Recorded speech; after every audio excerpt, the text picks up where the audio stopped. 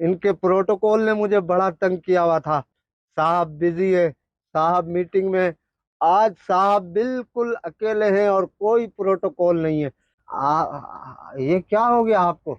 آپ تو جج تھے, آپ کا دبدبا تھا, جیسے چاہتے تھے قلم چلا دیتے تھے. ہیں آپ ایسے ہو گئے؟ آپ اتنے تنہا ہو گئے, آپ اتنے اکیلے ہو گئے. یہ کیوں؟ آپ یہاں پہ بھی جج ہی ہے نا صاحب.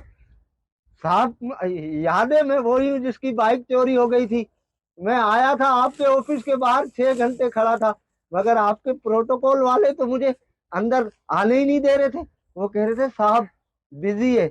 تو آپ یہاں پہ بھی ڈی ایس پی ہے کیا؟ اب آپ ڈی ایس پی نہیں ہے؟ اب آپ کے گارڈ مجھے روکیں گے تو نہیں؟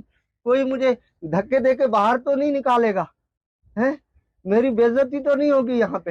آپ تو وہی صاحب ہے نا جس کا لاہور میں الگ بنگلہ تھا, کراچی میں الگ, اسلام آباد میں الگ, اور آپ کی فیملی یو کے میں رہتی تھی. مگر آج کل آپ اتنی چھوٹی جگہ میں رہ رہے, تو لوگ کیا کہیں گے؟ آپ کی عزت پہ بات نہیں آئے گی؟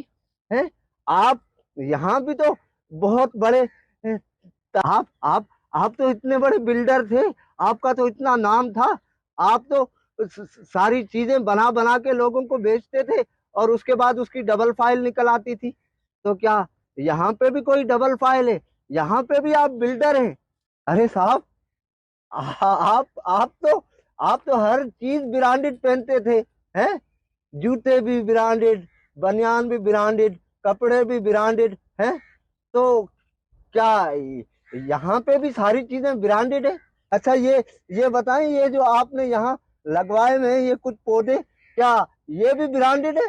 ارے یہاں تو مجھے نہ ڈی ایس پی مل رہا ہے, نہ مجھے جج مل رہا ہے, نہ مجھے برانڈڈ والے مل رہے ہیں, نہ مجھے بلڈر مل رہے.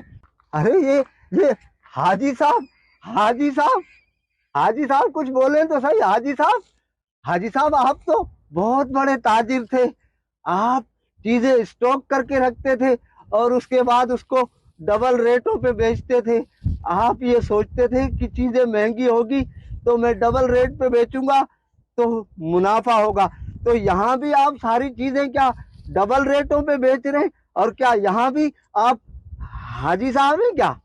جو آج صاحب مسند ہیں وہ کل نہیں ہوں گے. کرایہ دار ہیں, ذاتی مکان تھوڑی ہے.